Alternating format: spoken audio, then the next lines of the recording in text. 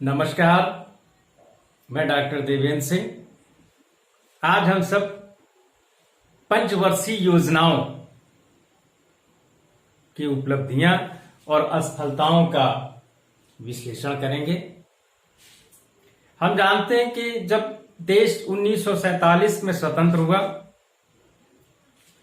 तो नीति निर्माताओं के सामने दो मॉडल थे विकास के। एक पूंजीवाद था, एक समाजवाद था, साम्यवाद था।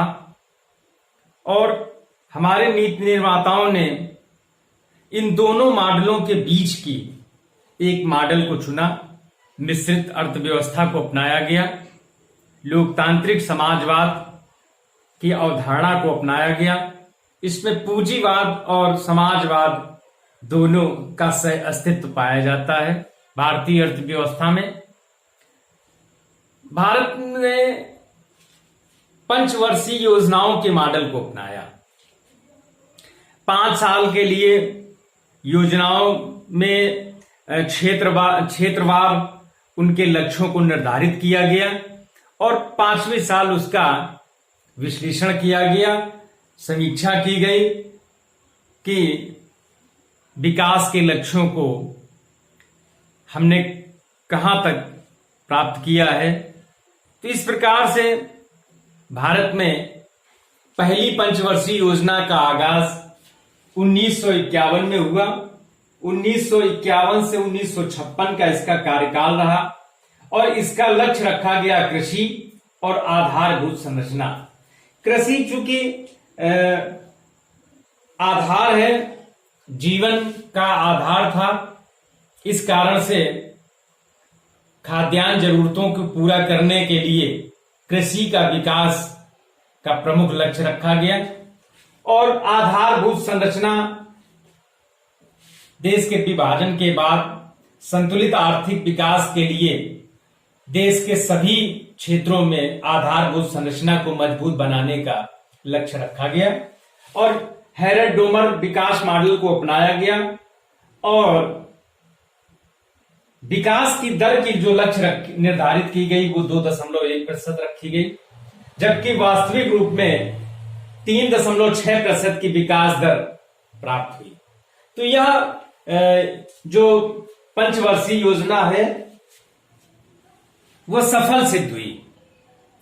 दूसरी पंचवर्षीय योजना 1956 से 1961 इसका कार्यकाल रहा और इसमें लक्ष्य रखा गया, भारी उद्योगों के विकास का लक्ष्य रखा गया और संतुलित आर्थिक विकास के लक्ष्य को भी रखा गया। पहली पंचवर्षीय योजना में कृषि को महत्व दिया गया तो दूसरी पंचवर्षीय योजना में भारी उद्योगों को महत्व दिया गया, क्योंकि उद्योग वो क्षेत्र है जिसमें रोजगार की संभावनाएं अधिक हैं। और इस कारण से प्रोफेसर महालनोबिस के विकास मॉडल को अपनाया गया और इस योजना में विकास दर की लक्ष्य 4.5 रखी गई और वास्तविक रूप में इस पंचवर्षीय योजना में 4.1% की विकास दर प्राप्त हुई। इस प्रकार से दूसरी पंचवर्षीय योजना जो थी वो असफल सिद्ध हुई।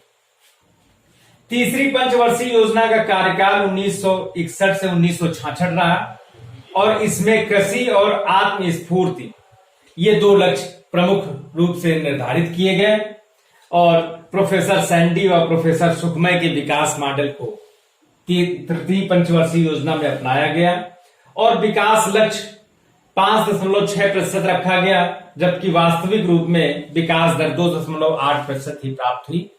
और तृतीय पंचवर्षीय योजना के समय 1962 में भारत का चीन से युद्ध भी हुआ और 1965 में भारत पाकिस्तान का भी युद्ध हुआ। भुखमरी का भी दौर आया। इस कारण से यह पंचवर्षीय योजना पूर्णतः असफल सिद्ध हुई। इसके बाद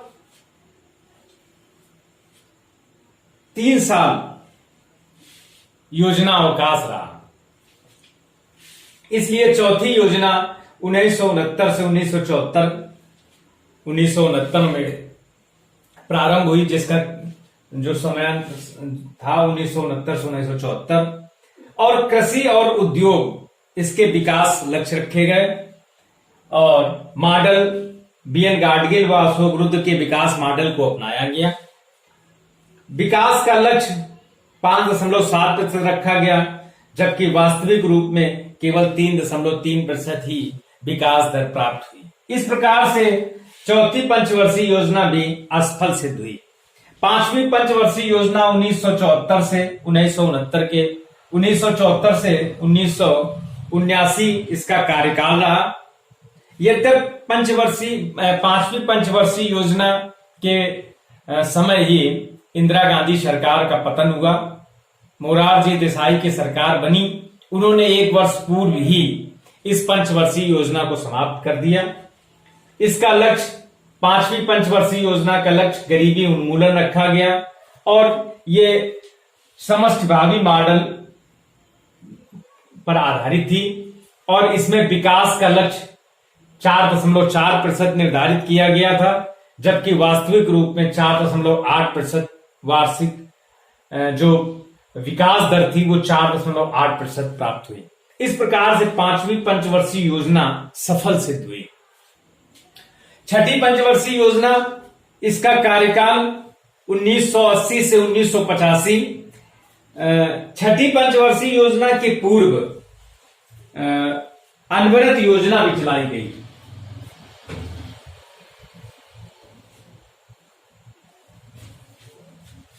प्रोफेसर मोरारजी देसाई सरकार ने और बाद में चौधरी चरण सिंह सरकार ने अनवरत योजना भी चलाई। इसलिए इसके बाद आम चुनाव हुए, पुनः इंदिरा गांधी सरकार बनी। छठी योजना 1980 में प्रारंभ हुई, 1985 तक इसका कार्यकाल था और इसमें दो प्रमुख लक्ष्य रखे गए, गरीबी उन्मूलन व रोजगार सृजन।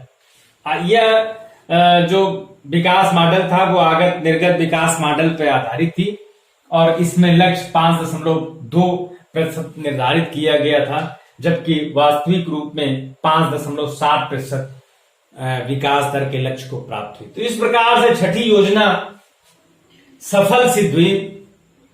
सातवीं पंचवर्षीय योजना 1985 से 1990 के बीच चलाई गई और इसका जो विकास लक्ष्य रखे गए वो कृषि, उपभोक्ता वस्तुओं के उत्पादन में वृद्धि, ये दो प्रमुख लक्ष्य रखे गए और दीर्घकालीन विकास मॉडल पर यह पंचवर्षीय योजना आधारित थी और इसमें विकास लक्ष्य 5% निर्धारित किया गया, जबकि वास्तविक रूप में 6% की विकास दर प्राप्त हुई। इस प्रकार से सातवीं पंचवर्षीय योजना भी सफल सिद्ध हुई।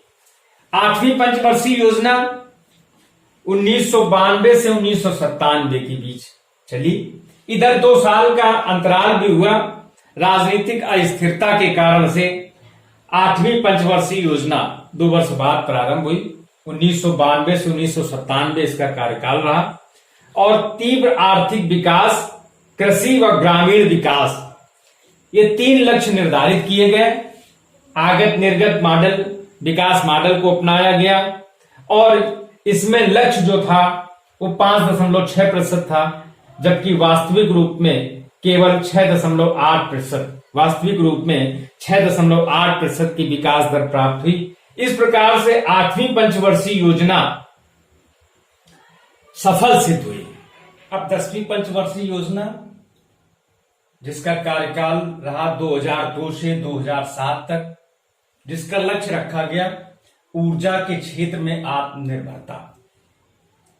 चूंकि देश को की ऊर्जा जरूरतें जो हैं वो बढ़ गई हैं और हम जानते हैं कि पेट्रोलियम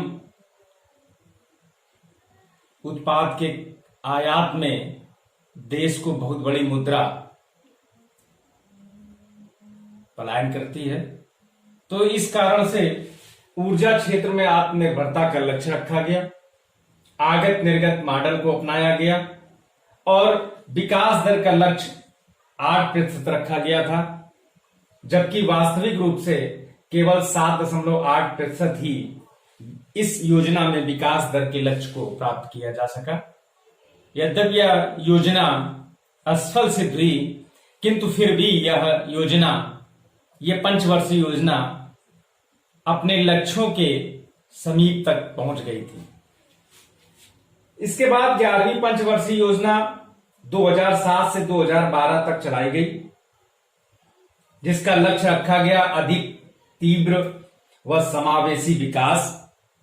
और यह पंचवर्षीय योजना भी आगत निर्गत मॉडल पर आधारित थी और इसमें विकास दर का जो लक्ष्य था वो 9% रखा गया था, जबकि वास्तविक रूप में इस पंचवर्षीय योजना में 8.02% ही विकास दर के लक्ष्य को प्राप्त किया जा सका था। इसके बाद 12वीं पंचवर्षीय योजना, जिसको 2012 से 2017 तक इसका कार्यकाल निर्धारित था और इसका लक्ष्य तीव्र आर्थिक विकास का लक्ष्य रखा गया था।